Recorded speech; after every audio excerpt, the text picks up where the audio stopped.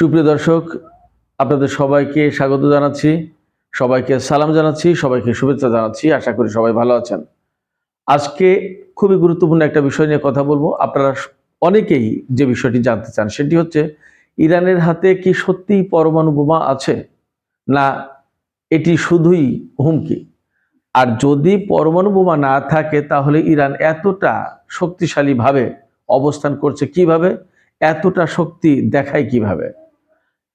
পাশাপাশি একথাও প্রশ্ন আসে যে যদি শুধু হুমকি হয় তাহলে আমেরিকা ইসরায়েল তারাই বা কেন ইরানকে এত হিসাব করে চলে? তাদের কাছে তো গোয়েন্দা তথ্য আছে, স্যাটেলাইট আছে, অনেক কিছু। তারপরেও সুপ্রিয় দর্শক, আজকে এই সমস্ত নিয়ে আলোচনা করব। আমি আশা করি যে আজকের এই ভিডিওটা যদি আপনারা শোনেন তাহলে ইরানের হাতে পরমাণু অস্ত্র আছে কিনা এবং ইরানের আসল শক্তিটা কোথায়, এই বিষয়গুলো একেবারেই আপনাদের কাছে খুব পরিষ্কার হয়ে যাবে। তো চলুন আজকের আলোচনা শুরু করা যাক। তবে শুরুতেই আপনাদের কাছে একটু বলে রাখি, এই ভিডিও যদি ভালো লাগে তাহলে লাইক, কমেন্ট করবেন, শেয়ার করবেন। ভিডিও ভালো লাগলে নিশ্চয়ই আপনারা সাবস্ক্রাইব করবেন, সাবস্ক্রাইব করে সঙ্গে থাকুন। চলুন মূল আলোচনায় চলে যাওয়া যাক। ইরানের কাছে পরমাণু বোমা আছে কিনা, পরমাণু অস্ত্র আছে কিনা, এই প্রশ্ন কেন এত বেশি আসে এবং কেন এত জানার আগ্রহ এই প্রশ্নটা মানুষের ভেতরে? এই প্রশ্নের জবাবে যে কথা বলতে হবে সেটি হচ্ছে এই, যে যারা জানতে চায় তারা প্রকৃতপক্ষে ইরানের বিজয় দেখতে চায় এবং ইরানকে তারা খুব ভালোবাসে, এটা বুঝতে পারি। ইরানের জনগণের পাশে তারা থাকতে চায়, এটাও আমি বুঝতে পারি। অনেক মানুষ আছে যারা এই ক্ষতিটা, ইরানের যদি কোনো রকমের কোনো ক্ষতি হয় তাহলে সেই ক্ষতিটা যেন তার হবে, এমন একটা মনোভাব, এমন একটা অনুভূতি তাদের ভেতরে আছে। এই কারণে তাদের ভেতরে বারবার এই কথা ঘুরে ফিরে আসে যে সত্যি কি ইরানের কাছে পরমাণু অস্ত্র আছে? তো আমি এই প্রশ্নের জবাবে বলবো যে ইরানের কাছে পরমাণু অস্ত্র আছে কি না সেইটা অনেকগুলো ছোট ছোট ইঙ্গিত দিয়ে আমি আপনাদেরকে তুলে ধরবো। ইরান যেহেতু সরাসরি কখনোই বলেনি যে আমার কাছে পরমাণু অস্ত্র আছে, এমনকি যে ইসরায়েলের কাছে পরমাণু অস্ত্র আছে একদম পরিষ্কার, মোটামুটি সবাই জানে। তারপরে ইসরায়েল কিন্তু আজ পর্যন্ত ঘোষণা দেয়নি যে তাদের কাছে পরমাণু অস্ত্র আছে। আমি এখানেই একটা ইঙ্গিত দিয়ে রাখলাম যে ঘোষণা দেওয়াটাই কিন্তু খুব জরুরি না, ঘোষণা ছাড়াও অনেক কিছু হতে পারে। আপনারা জানেন যে ইরানে যে 1979 সালে বিপ্লব হলো, এই বিপ্লবের আগে থেকে কিন্তু ইরানের পরমাণু কর্মসূচি শুরু হয়েছিল। তখন আমেরিকা ইরানের এই পরমাণু কর্মসূচি পরিচালনা করত, কিন্তু বিপ্লবের পর ইরানের সাথে যখন আমেরিকার একের প্রচণ্ড রকমের শত্রুতা শুরু হলো, তখন আমেরিকা এই পরমাণু কর্মসূচির উপর নিষেধাজ্ঞা দিল। তারা তো করলোই না, বরং নিষেধাজ্ঞা দিল। এরপরে ধীরে ধীরে ধীরে ধীরে ধীরে বহুদিন পার করে রাশিয়ার সহযোগিতায় ইরান মূলত তার পরমাণু কর্মসূচি এই পর্যন্ত এগিয়ে নিয়ে গেছে। কখনো কখনো কোনো কোনো সূত্র থেকে বলা হয়, দাবি করা হয় যে পাকিস্তানও নাকি এই ক্ষেত্রে সহযোগিতা করেছে। বিশেষ করে পাকিস্তানের পরমাণু বিজ্ঞানী আব্দুল কাদির খান, তিনি নাকি এক্ষেত্রে সহযোগিতা করেছেন। এটার ব্যাপারেও সুস্পষ্ট কোনো বক্তব্য ইরান বা পাকিস্তান কারোর কাছ থেকেই পাওয়া যায় না, বিভিন্ন সূত্র থেকে প্রশ্নগুলো আসে। তো যাই হোক, ইরানের কাছে পরমাণু বোমা আছে কিনা এই প্রশ্নটা সবচেয়ে বেশি আসে যে কারণে, সেটি হচ্ছে যে আমেরিকা ইসরায়েলের মতো এত বড় বড় শক্তিধর দেশ, যাদের অস্ত্র এবং যাদের টেকনোলজির কাছে সারা বিশ্ব কোণঠাসা, সেই জায়গায় ইরান এদের সাথে একের বুকে বুক, চোখে চোখ রেখে কথা বলে, মানে একেবারে পাঞ্জা লড়ার মতো। কখনো ইরানের ভয় নেই, ডর নেই, কখনো ইরান তাদেরকে সমীহ করে কথা বলে না। এই যে সমীহ করে কথা বলে না, তাহলে প্রশ্ন আসে যে কিসের শক্তিতে ইরান এদের বিরুদ্ধে এইরকম শক্তভাবে দাঁড়াতে পারে, শক্তভাবে চোখে চোখ রেখে বুকে বুক রেখে কথা বলতে পারে?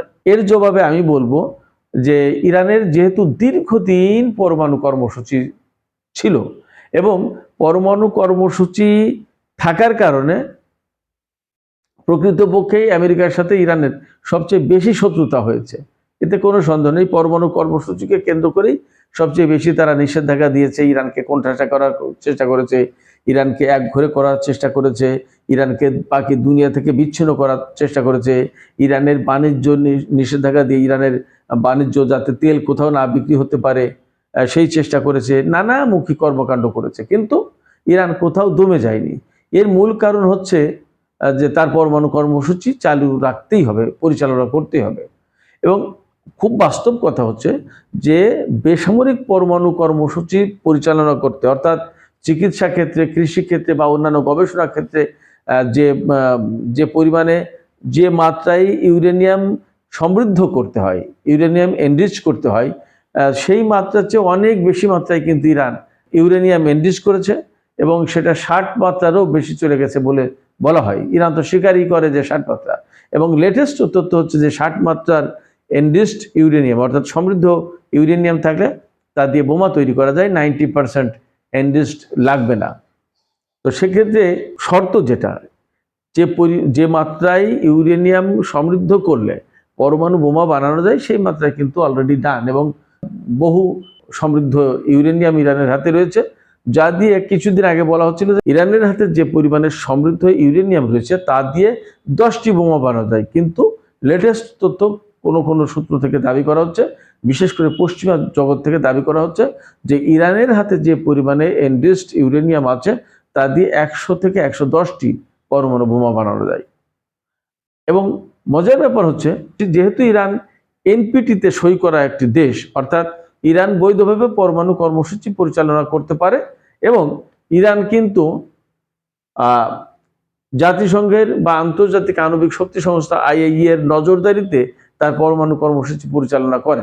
তারপরেও অনেকগুলো পরমাণু কর্মসূচি বা পরমাণু স্থাপনা গোপনে পাহাড়ের আড়ালে এগুলো রেখেছে। তার কারণ কি? তার কারণ যদিও আমেরিকা ইসরায়েলের বোমা হামলা থেকে বা বিমান হামলা থেকে রক্ষা করা, তারপরেও একথাও ঠিক বা একথাও কিন্তু প্রশ্ন আসে যে ইরান যে এই গোপন পরমাণু স্থাপনা, পরমাণু কর্মসূচি পরিচালনা করছে সেগুলো কি? তাহলে এমনি নর্মাল ইউরেনিয়াম এনরিচড করা যে ব্যাপারটা সেটা তো হয় ফোর্দোতে, আরাকে, তারপরে ইস্পাহানে, নাতানসে, অনেক জায়গায় হয়, কিন্তু গোপন করে এই পরমাণু স্থাপনাগুলো কেন পরিচালনা করা হচ্ছে? এবং আমেরিকার বা পাশ্চাত্যের দাবি গোপন পরমাণু স্থাপনা আছে যেখানে এই শর্তের বাইরে গিয়ে তারা এনরিচড করে ইউরেনিয়াম। এটা আরেকটা ইঙ্গিত। এরপরে আমি গত কয়েকদিন আগে একটা কথা বলেছিলাম, কিন্তু আজকে আমি একদম পার্ট বাই পার্ট আমি আপনাদের সামনে তুলে ধরার চেষ্টা করবো যুক্তিগুলো, ইঙ্গিতগুলো। ইসরায়েল যখন ইরানের উপর হামলা চালিয়েছিল অপারেশন ট্রু প্রমিস 2-তে, সম্ভবত হামলা চালানোর পরে ইরান জবাব দিল। জবাব দিয়ে সেমনানে ওই সময় ছোটখাটো একটা ভূমিকম্প হয়েছিল, 4.5-5 মাত্রার ভূমিকম্প, এবং সেই ভূমিকম্প নিয়ে নানা রকম প্রশ্ন তোলা হয়েছিল। তখনই বলা হয়েছিল যে ইরান পরমাণু বোমার পরীক্ষা চালিয়েছে। কিন্তু তখনকার আইআরজিসির অ্যারোস্পেস ডিভিশনের চিফ ব্রিগেডিয়ার জেনারেল আমির আলী হাজিজাদে তিনি বলেছিলেন যে ইরানের হাতে পরমাণু না, তার চেয়ে বড় কিছু প্রযুক্তি আছে, পরমাণু প্রযুক্তির চেয়েও বড় কিছু আছে।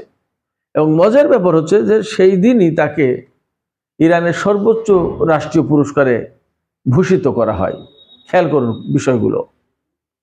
এরপরে খুব সম্প্রতি একটা রিপোর্ট এসেছে, আমি একটা ভিডিও করেছিলাম যে 1 সপ্তাহের ভিতরে ইরানের 99 বার ভূমিকম্প অনুভূত হয়েছে, এমনকি সম্ভবত গতকালকেও ভূমিকম্প অনুভূত হয়েছে। তো এই যে 99 বার ভূমিকম্প অনুভূত হলো ইরানে, এত ঘন ঘন কি কারণে ভূমিকম্প অনুভূত হয়? এটা তো একটা অদ্ভুত ব্যাপার, অবিশ্বাস্য ব্যাপার, এবং রিয়েলি সন্দেহ জাগে, দ্বন্দ্ব, সংশয় আনে। এইরকম ভূমিকম্পের একটা ঘটনা আমি আমার বাস্তব অভিজ্ঞতা দিয়ে বলি, আপনারা খেয়াল করুন। সম্ভবত 2015 বা 16 সালের দিকে, তখন আমি ইরানে, আমি তো তেহরানে থাকি, তেহরান শহরের যে অঞ্চলে আমি থাকতাম সেখান থেকে কারাজ শহরটা খুব কাছাকাছি, কত 15-20 কিলোমিটার হবে। তো তেহরান থেকে কারাজে যাওয়ার যে হাইওয়েটা আছে, এই হাইওয়ের ডান পাশে একেবারে পুরো পর্বতমালা, জাগ্রস পর্বতমালা। কারাজ এবং তেহরানের মাঝামাঝি জায়গাটাই ওখানে একটা পরমাণু স্থাপনা আছে, পরবর্তীতে আমরা জানতে পেরেছি। তো আমি যে কথা বলছিলাম, সেদিন আমি রাতের বেলায় বাসায় আমি তো ফ্যামিলি সহ থাকতাম, বাসায় রাত 9টা, 8:30, 9টার দিকে হঠাৎ করে বড় রকমের একটা ভূমিকম্প হলো। পরে দেখলাম যে ভূমিকম্পটা থেমে গেল, কিন্তু এখানে ইন্টারেস্টিং যে ব্যাপারটা বা ইঙ্গিতপূর্ণ যে বিষয়টা, সেটা হচ্ছে যে ভূমিকম্পের সময় একটা গুম গুম গুম গুম করে শব্দ হলো। এই শব্দটা কেন হলো, এটা আমার কাছে কিন্তু তখনই একটা প্রশ্ন হয়ে দেখা দিল যে ভূমিকম্প হলো, but why this kind of sound, এই শব্দ কেন? তো আসলে সেই প্রশ্নের জবাব কিন্তু পাইনি, বা কোনোদিন মিলবেও না। ওই ভূমিকম্প বেশ বড় রকমের ভূমিকম্প হয়েছিল, কিন্তু সেটা 5.5-এর বেশি মনে হয়েছিল, রিক্টার স্কেলে সম্ভবত 5.5 ছিল, এবং ভূমিকম্পটা হয়েছিল তেহরান এবং কারাজের মাঝামাঝি একটা জায়গায়। ওই অঞ্চলে সামরিক বাহিনীর অবস্থান রয়েছে, এবং পরবর্তীতে শুনেছি যে সেখানে নাকি পরমাণু স্থাপনা আছে।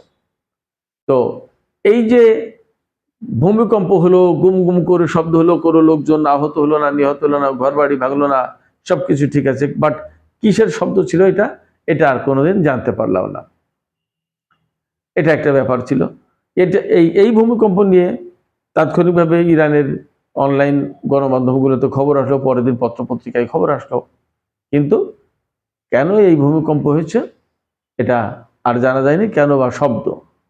আর একটা বলি, ইরানের সেমনান প্রদেশ খেয়াল করুন, সেমনান প্রদেশ, এই প্রদেশটা হচ্ছে উত্তর পূর্বাঞ্চলীয় প্রদেশ, অর্থাৎ তেহরান থেকে যদি আপনি একদম আফগানিস্তান সীমান্ত মাসাদ ওইদিকে যেতে চান, তাহলে এই সেমনান প্রদেশ দিয়ে যেতে হবে। সেমনান প্রদেশে বিশাল বিরাট মরুভূমি আছে, শত শত মাইল জুড়ে মরুভূমি, বিশাল বিরাট মরুভূমি। আমি ওই তেহরান থেকে মাসাদে গিয়েছি, মাসাদ ইমাম রেজার মাজারে, তখন এই সেমনান প্রদেশের এই মরুভূমির ভেতর দিয়ে যেতে হয়েছে। তখন দেখেছি যে কি এক বিরাট, মানে দুর্গম অঞ্চল, পুরো লোক নেই, জন নেই, বসতি নেই, শুধুমাত্র বোঝা যায় যে কারেন্টের তার গেছে, খাম্বা গেছে, তাতে বোঝা যায় যে মানব সভ্যতা আছে কোথাও না কোথাও।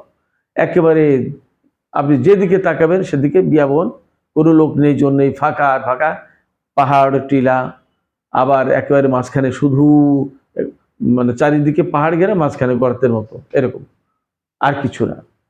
তো কোথাও কোথাও একেবারে হঠাৎ করে অল্প স্বল্প ছোট্ট করে, ছোট্ট একটু একটা, মনে যেন একটা দ্বীপের মতো ছোট্ট একটা গ্রাম, হয়তো 2-5-10 ঘর মানুষের বসবাস, একটু ফলের বাগান টাগান, এটা সেটা ছোটখাটো, এরকম। এই সেমনান প্রদেশে কিন্তু প্রায় মাঝে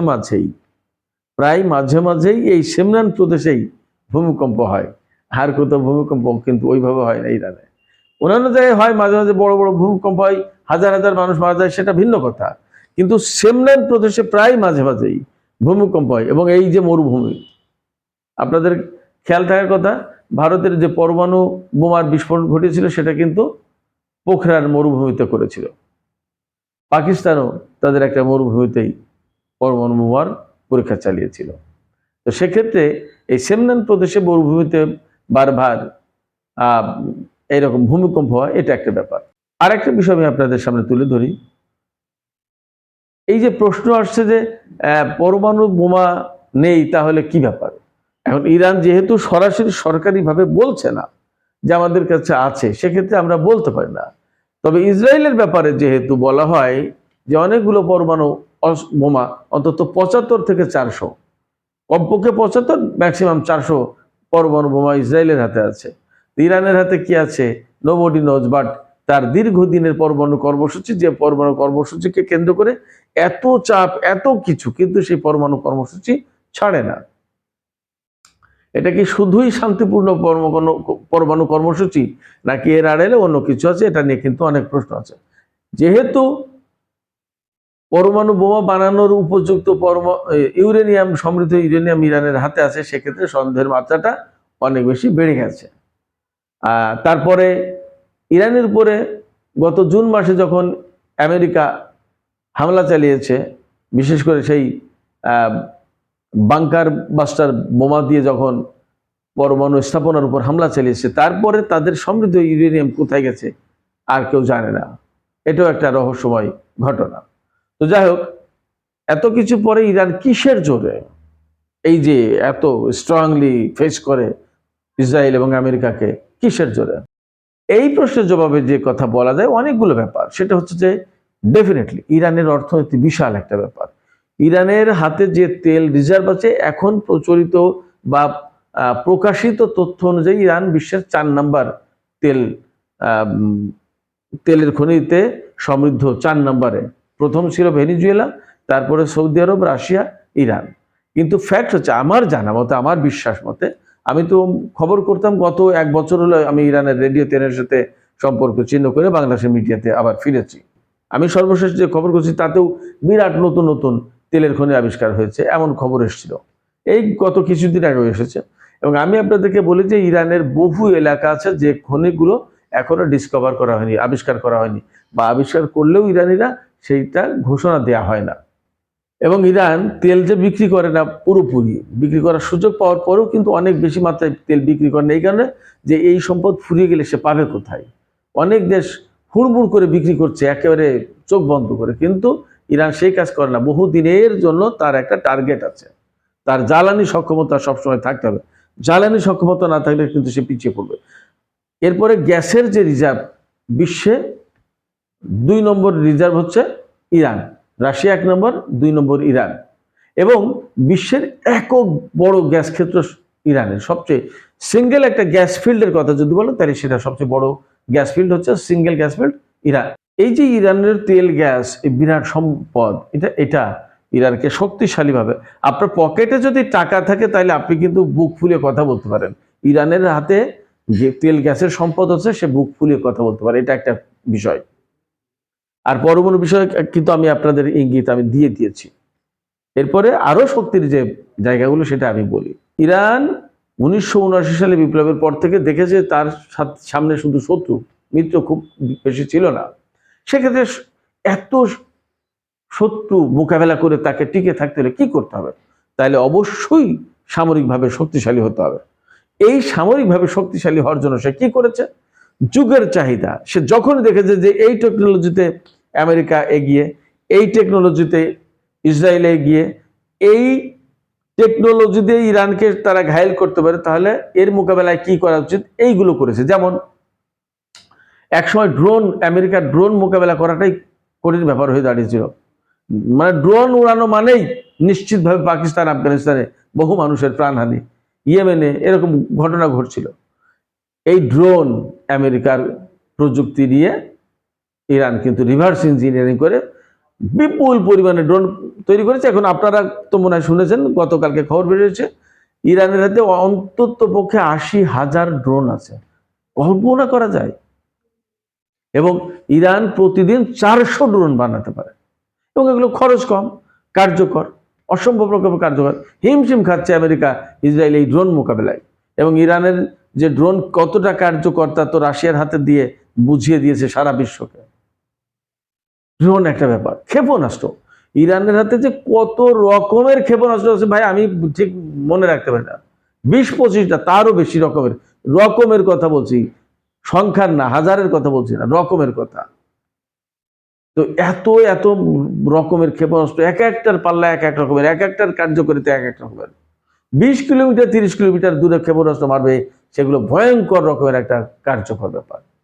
তারপরে নিজস্ব ইন্ডাস্ট্রিতে তার ট্যাঙ্ক তৈরি হচ্ছে, তার গোলা, তার কামান, তার হেলিকপ্টার তৈরি করছে ইরান নিজে। তারা অনেক কিছু করছে, যুদ্ধের যত যা কিছু, যে ইরানের যে স্নাইপার রাইফেলগুলো, এই রাইফেলগুলো অত্যন্ত কার্যকর। তো ইরানের যে ট্যাঙ্ক, জুলফিকার ট্যাঙ্ক, এটা তো বিশ্বমানের, ওয়ার্ল্ড ক্লাস। এরকম ইরানের নিজের তৈরি গাদির সাবমেরিন, ফতেহ সাবমেরিন, এই সাবমেরিনের কথা একটু বলতে হবে। হরমুজ প্রণালীকে কেন্দ্র করে যদি যুদ্ধ হয়, ব্যাটেলফিল্ড হয়, তার জন্য তুলনামূলক ছোট জাহাজ, তুলনামূলক ছোট করভেট, আদা আদা যুদ্ধ জাহাজ রয়েছে। এবং সে বিমানবাহী রণতরী না বানিয়ে ড্রোনবাহী রণতরী বানিয়েছে। একটা বিষয় খেয়াল করেন, বিমানে পাইলট লাগে, ড্রোনে পাইলট লাগছে না। ইরান এই বিমান কেন্দ্রিক, পাইলট কেন্দ্রিক প্রযুক্তি থেকে পাইলটবিহীন প্রযুক্তিতে এসছে। খেয়াল করেন, সারা বিশ্ব এখন থরকম এবং গবেষণায় ব্যস্ত যে ইরান কি করে করলো এগুলো আশ্চর্য। ইরানের এই ড্রোন প্রযুক্তি মোকাবেলা করা এখন সারা বিশ্বের জন্য কঠিন একটা চ্যালেঞ্জ হয়ে দাঁড়িয়েছে। এবং তথ্য হচ্ছে যে যে B-2 স্পিরিট যে বিমানটা, বোমারু বিমানটা ইরানের, এই বোমারু বিমানের নকল করে আপনার ড্রোন বানিয়েছে, সেটা স্টেলথ ড্রোন বিমান এবং ভয়াবহ কার্যকর, বড় বড় বোমা বহন করে এই আমেরিকার বোমারু বিমানের মতো সে বোমা ফেলতে পারে। এরপরে যে ক্ষেপণাস্ত্র, এবং এখন তো আমি তো বলছিলাম যে প্রথম দিন যে 12,000 থেকে 15,000 কিলোমিটার পাল্লার ক্ষেপণাস্ত্র, গত কয়েকদিন খুব 10,000 করা হলো।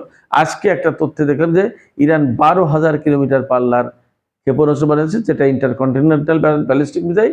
এবং একটা বিষয় খেয়াল করেন, এই ইন্টারকন্টিনেন্টাল ব্যালিস্টিক মিসাইলের ওয়ারহেডে কি থাকবে? এই সাধারণ কনভেনশনাল ওয়েপন দিয়ে তো এরকম দীর্ঘ পাল্লার বড় এত দামি মিসাইল বানানোর কোনো মানে নেই। সেক্ষেত্রে সন্দেহ আছে যে এখানে ওয়ারহেডে যদি পরমাণু বোমা বসিয়ে দেয় তাহলে কিন্তু ব্যাপারটা অন্যরকম। এবং গতকালকে ইরানের সশস্ত্র বাহিনীর chief of staff major general Abdur Rahim মুসাবি তিনি কিন্তু ঘোষণা করেছেন যে ইরানের উপর হামলা হলে কোনোই আমেরিকার কোনো নাগরিক নিরাপদ থাকবে না। এর ভিতরে কিন্তু একটা ইঙ্গিত আছে।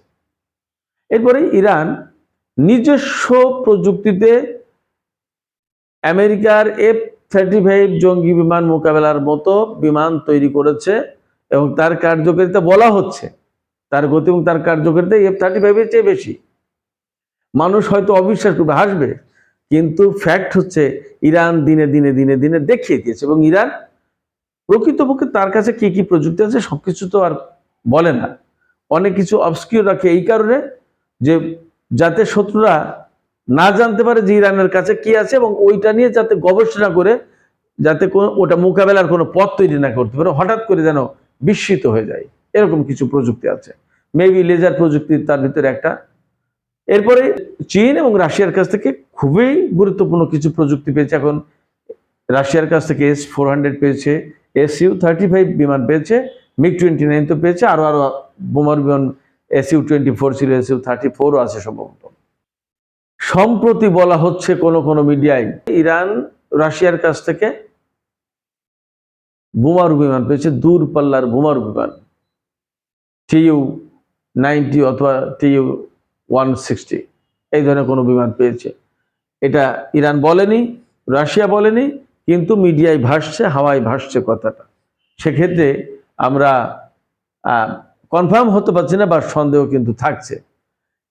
দূরপাল্লার এই সমস্ত বোমারু বিমান থাকার মানে হচ্ছে যে প্রকৃতপক্ষে এইগুলোর ক্যাপাসিটি হচ্ছে পরমাণু বোমা নিয়ে যাওয়া। এবং ইরান তো নতুন করে আমেরিকার সেই বাংকার বাস্টার বোমার রিভার্স ইঞ্জিনিয়ারিং করে তার চেয়ে উন্নতটা করেছে। তাহলে সেই বোমা কি দিয়ে ফেলবে, সেটাও তো একটা প্রশ্ন। ফলে ইরানের হাতে আসলে অনেক কিছু আছে। বোমা বানালেই কি হবে? সেই বোমা ফেলার মতো তো প্রযুক্তি থাকতে হবে। তাহলে ইরান সে ব্যবস্থা করবে না? অবশ্যই করবে। ফলে এরকম অনেকগুলো ইঙ্গিত আছে যা থেকে মোটামুটি বেশ পরিষ্কার হয় ইরানের কাছে পরমাণু প্রযুক্তি এমন একটা পর্যায়ে আছে যা থেকে ইরান শক্তিশালীভাবে কথা বলতে পারে, শক্তি ধারণ করে এবং নিজে এইরকম মনোবল পোষণ করতে পারে যে আমার কাছে এই প্রযুক্তি আছে। এটা একটা ব্যাপার। আরেকটা ব্যাপার হচ্ছে যে ইরানের কাছে এমন কিছু প্রযুক্তি আছে এই পরমাণু কর্মসূচির বাইরে বা পরমাণু প্রযুক্তির বাইরে, যেগুলো রিয়েলি শত্রুদেরকে বিস্মিত করে দিতে পারে। এর ভিতরে একটা বিষয় হাইপারসনিক ক্ষেপণাস্ত্র, যেটা মারাত্মক জিনিস, মারাত্মক জিনিস। আমেরিকা ইসরায়েল কারো কাছে এই প্রযুক্তি ঠেকানোর মতো কোনো প্রযুক্তি নেই, কোনো ক্ষেপণাস্ত্র প্রতিরক্ষা ব্যবস্থা নেই। সুপ্রিয় দর্শক, আজকের আলোচনা এখানেই শেষ করতে চাই। আপনারা এই আলোচনা কেমন বোধ করলেন, আপনারা এনজয় করলেন কিনা জানাতে পারেন। আর আপনাদের ভেতর যে প্রশ্ন ছিল যে পরমাণু বোমা আছে কিনা, আমার এই আলোচনা থেকে আপনাদের কাছে কি মনে হলো? আপনাদের কাছে কি মনে হয় যে আছে? আর আপনাদের কাছে কি মনে হয় যে এইরকম প্রযুক্তি ছাড়া ইরান এমনি শক্তিশালী? কি মনে হয়, আপনারা কি মনে করেন? আপনাদের কাছে কি মনে হয় সেই কথাটা কমেন্টে জানান। আর ভিডিও যদি ভালো লাগে, আবারও বলছি, সাবস্ক্রাইব করবেন। আপনাদের শেয়ারিং এই চ্যানেলকে অনেক দূরে এগিয়ে নিয়ে যেতে পারে। সবাইকে অনেক অনেক ধন্যবাদ। আল্লাহ হাফেজ।